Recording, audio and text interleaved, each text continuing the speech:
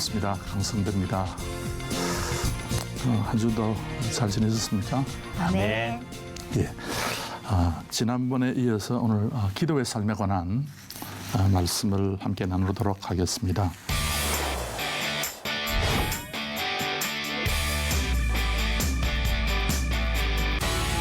지난 시간에 우리가 했던 그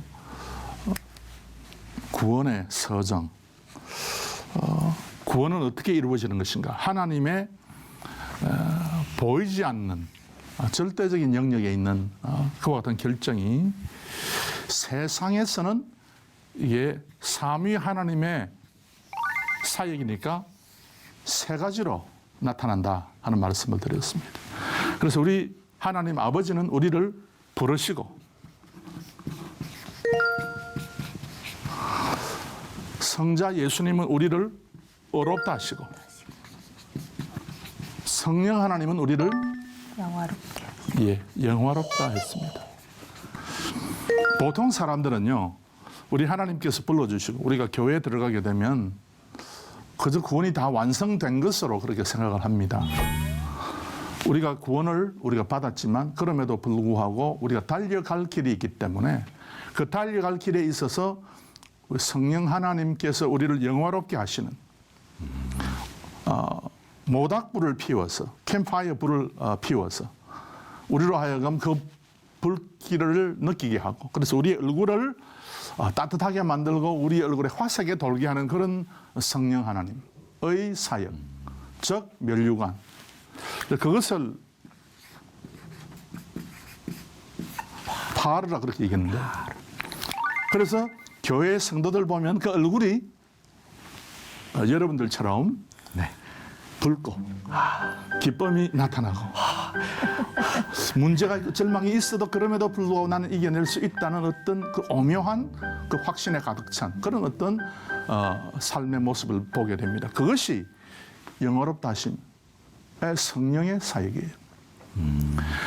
이제 이런 것이 있을 때 우리는 그 사람의 영원의 세계에서부터 만세전에 하나님께서 예정한 그 구원의 예정을 우리가 확정하게 되는 것입니다. 아멘.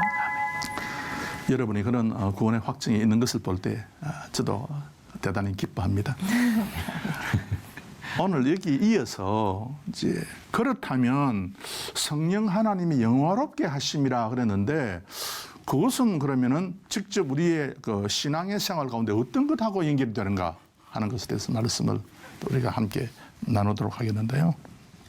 제가 성경 다음으로 가장 아끼는 책이 칼빈의 기독교 강요입니다. 그 기독교 강요가 우리에게 주는 엄청난 메시지들이 있는데요. 칼빈이 기독교 강요를 이제 쓰면서 1536년에 기독교 강요 1판을 냈어요. 스위스 바젤에서. 마지막 판을 1559년에 마지막 판을 냈습니다. 그런데 1559년 마지막 판 서문에 칼빈이 이런 이야기를 했어요. 나는 이제 이렇게 내가 하나님의 말씀과 그 교리를 순서를 쫓아서 기록했는데 이 순서에 이제는 내가 만족한다 그랬어요. 그전에는 내가 만족하지 못한다 그 말이죠. 이게 무슨 말인가 하면 1559년에 칼빈이 기독교 강요를 재구성해서 맨 마지막으로 만들어낼 때에 1536년 판에는 하나님의 예정이 앞에 들어있었어요. 처음에. 근데 1559년에는 이게 뒤에 와 있는 거예요. 이게 무슨 말인가 하면요. 처음에는 여기서부터 하나님의 말씀을 풀이하기 시작했어요. 그런데 뒤에는 여기서부터 하나님의 말씀을 풀이하기 시작했어요. 그래서 이 하나님의 절대적이며 영원한 영역에 있는 이것이 3권으로 넘어가는 거예요. 그래서 3권, 기독교 강요 3권 21장에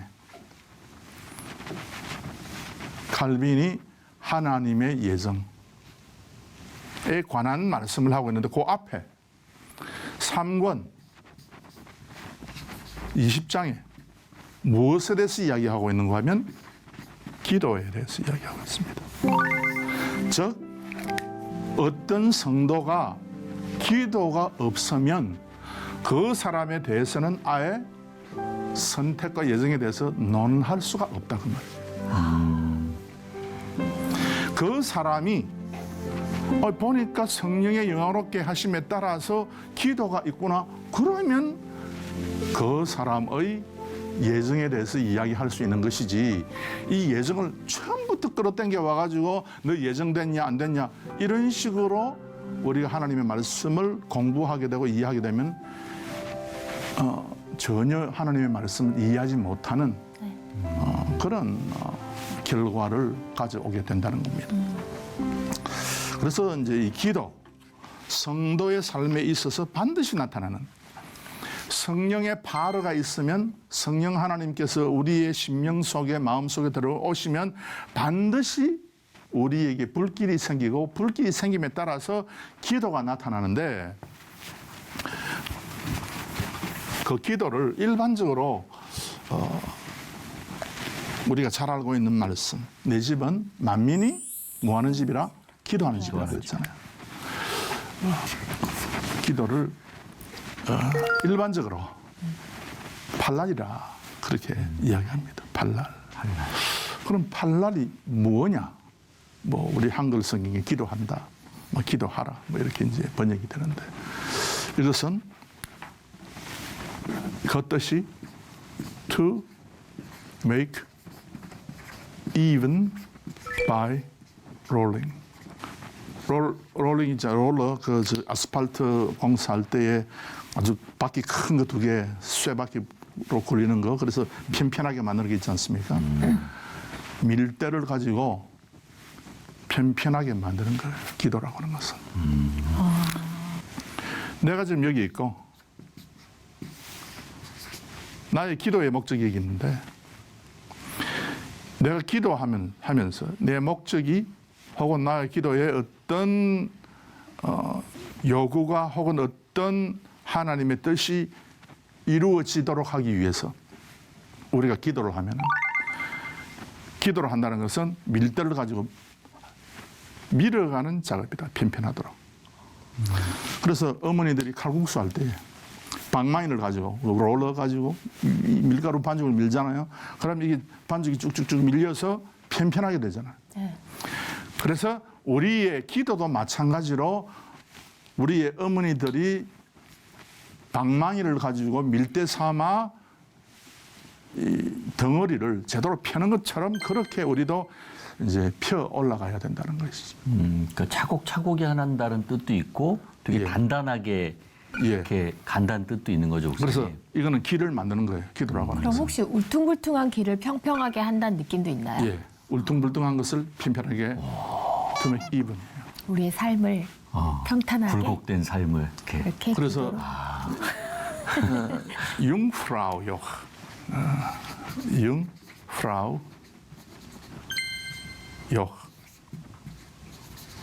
융 젊은 프라우 여자, 젊은 여자 처녀, 요봉 처녀봉 스위스에. 그 스위스 사람들은 이렇게 이야기하죠. 멘시 있고, 그 다음에 융프라우 있고, 그 다음에 아이고, 이 세 산이 딱 스위스산 맨 꼭대기에 딱 3개가 봉우리가 모여 있어요. 이 멘시, M-O umlaut. 멘시는 뭔가 하면 망크라고 해가지고 요거 수도사예요. 요거는, 요 산은 융프라우요. 처녀봉. 이거는 아이고 복벽할 때 아이고. 그런데 스위스 사람이 하는 이야기가, 이 수도사하고 처녀는 항상 같이 붙어 있다 그래. 붙어 있으면 안 되잖아. 수도사하고 처녀하고. 저 사람들이 저 붙어 있을 사람이 아닌데 항상 저 붙어 있다. 그렇게 이제 농담 삼아서 이제 이야기하는 거예요. 융프라우 요흐반이라고 B-A-H-N. 융프라우 요흐반이라고 스위스의 그 알프스 지역에 가면은 융프라우 요흐까지 올라가는 기차가 있어요. 그 기차를 공사할 때에 한 50년 이상이 걸렸는데요. 공사할 때 얼음벽하고 그다음에 돌산을 갖다가 그 구멍을 뚫어서 터널을 만들어서 이 기차를 올린 거예요. 그 기차 보면은 일반 그 기차 선로 중간에 또 뭔가 큰 게 또 한 개 붙어 있어. 쭉 나. 거기에 이제 톱니바퀴 있죠. 톱니바퀴를 이제 중간에 그 어떤 선로에 걸어가면서 기차가 올라갑니다. 그렇게 공사를 했는데 50cm씩 터널에 바위를 뚫어내고 그 다음에 공사를 해서 이제까지 올라간 거죠. 그래서 우리의 기도도 마찬가지로 밀대로 밀어가지고 조금씩 전진해서 결국은 나중에 목적에 도착한다. 반드시. 그래서 예레미야 29장 12절에 너희가 내게 부르짖으며 내게 와서 기도하면 내가 너희의 기도를 들을 것이요. 그래서 너희가 부르짖는다, 기도한다, 발랄하면. 그래서 뭐 기도하면 하면 갑자기 뭐 이러죠. 그게 아니고 조금씩 전진하듯이 밀도로 밀어서 올라가면 하나님께서 반드시 만나주신다. 응답해 주신다는 것입니다. 그 다음에 이게 팔랄의 뜻이 to mediate인데요. 중지하는 겁니다. 그래서 우리가 기도하면 반드시 우리와 하나님 사이에 중재 관계가 성립이 된다. 반드시 교통하게 된다. 하는 것이 팔랄입니다. 그래서 예수님께서 내 집은 만민이 기도하는 집이다. 라고 했을 때 이 집에서 너희들이 기도하면 반드시 길을 뚫게 되고 반드시 그 목적에 도달하게 된다. 너희들이 가지고 있는 그 거룩한 그 뜻이 반드시 성취된다. 아멘. 하는 이 아주 강한 그런 어떤 어감이 있는 단어가 바로 팔랄입니다.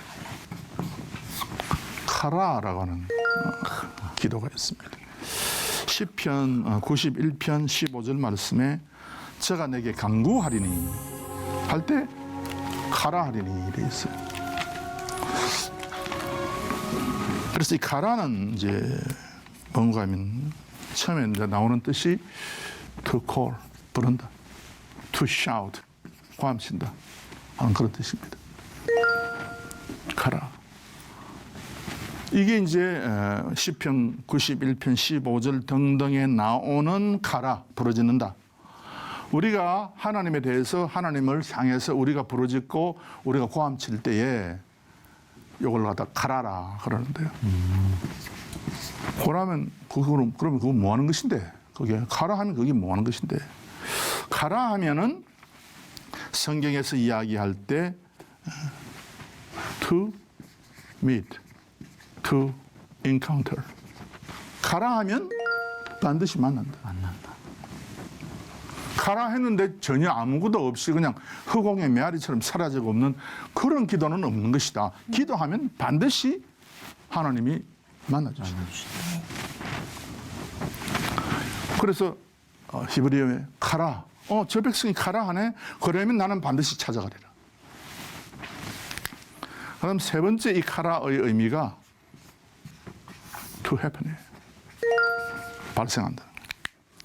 그래서 저 백성이 지금 만민이 기도하는 그 집에서 길을 만들어내기 위해서 저렇게 고함치고 지금 하나님 앞에 뭘 간구하는데 그 백성에게는 반드시 발생한다는 거예요. 그 소원이 반드시 발생한다. 그 뜻이 반드시 이루어지게 된다. 하는 의미에서 가라예요.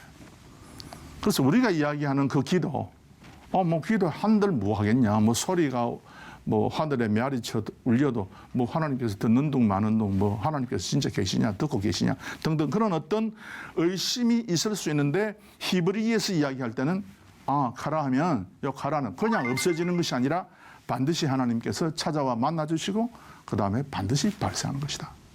그래서 여러분의 기도에 대해서 성경은 이렇게 강력하게 우리에게 기도의 사람이 되도록 요청을 하고 있습니다.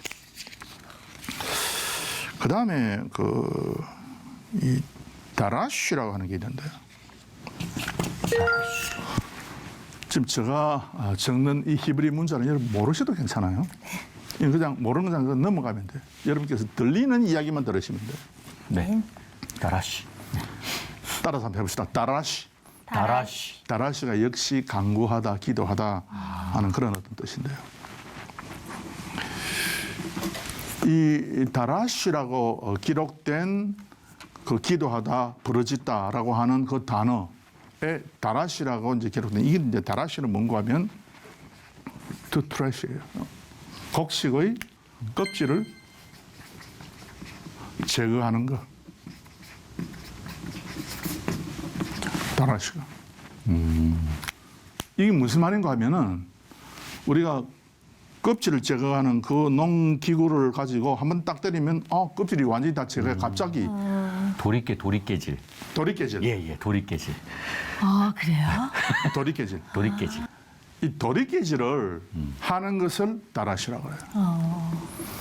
그래서 우리가 기도할 때 한번 때려가지고 다 됐어. 하나님 이루어 주시네. 물론 그것도 있지만은 기도할 때 일반적인 의미에서는 이거 너희들이 곡식 알갱이를 얻기 위해서 여러 번 도리깨질을 해서 때리듯이 마찬가지로 기도도 그렇게 해야 된다. 그럼 한 번 해서 끝나는 것이 아니다. 그럼 한 번 하고 한 번 하면 반드시 알곡이 생긴다.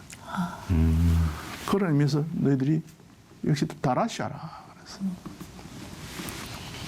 다니엘 그 6장 10절에 보시면 다니엘이 이 조스의 의인이 지킨 것을 알고도 자기 집에 돌아가서는 그 방의 예루살렘으로 향하여 열린 창에서 전에 행하던 대로 하루 3번씩 무릎을 꿇고 기도하며 그 하나님께 감사하였더라.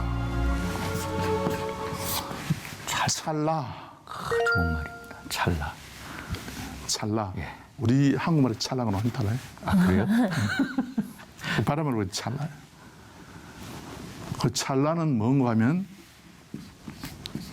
to bake예요. 빵을 굽는 거. to roast. 고기 덩어리를 오븐에 집어넣어 가지고 굽는 거 있잖아요. 찰나.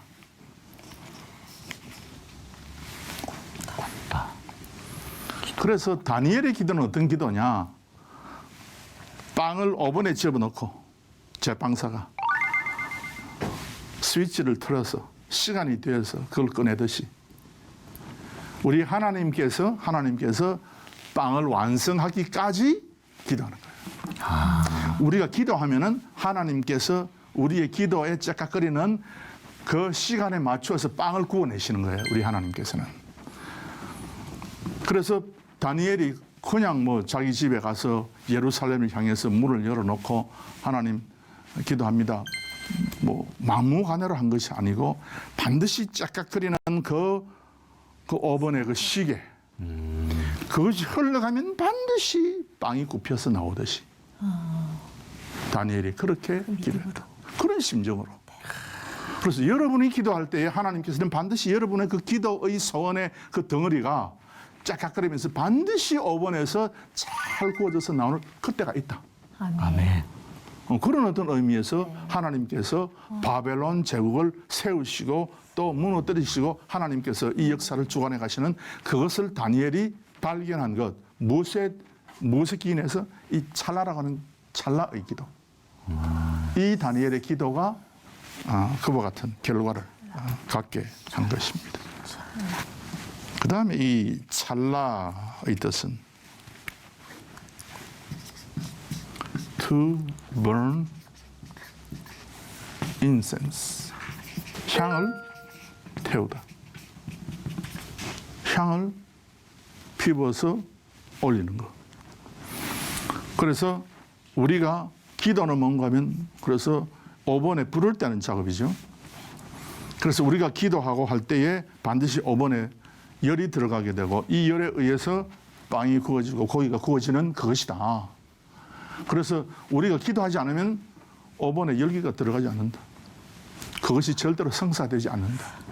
그런데 다니엘은 왕의 의인이 지킨 그 기도 금지 명령을 보고도 알고도 3번씩 예루살렘을 향한 문을 열어놓고 기도했다.